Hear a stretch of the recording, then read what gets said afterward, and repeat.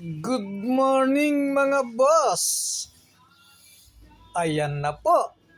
Dahil sa wish natin at tinulungan niya akong mag-wish, yung 15 pieces na wedge plate ay na-award na po sa atin mga boss.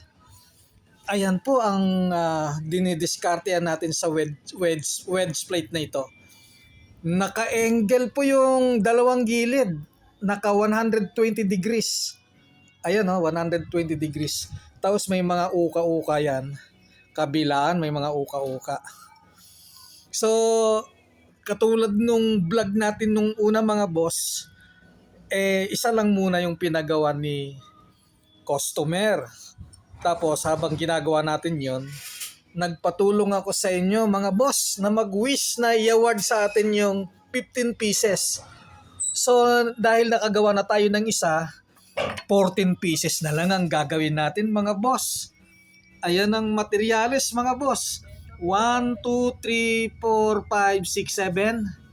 1, 2, 3, 4, 5, 6, 7. 14 pieces. Dahil 15 pieces, nagawa na natin yung isa, kaya 14 pieces. Alam nyo ba boss, mga undiscarded natin sa gilid yan?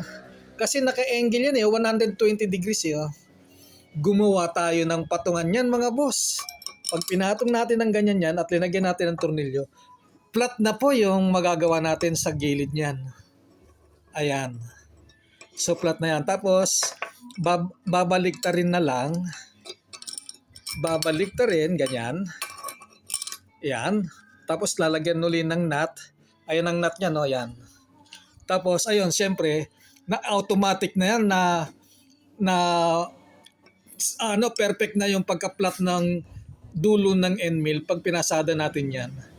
Dahil naka-incline po yung ginawa natin yan mga boss, 120 degrees. Ayan So yan, gumawa tayo ng ganyan para lang dyan sa 15 pieces na wedge plate na pinapagawa ni customer. See? Yan lang po.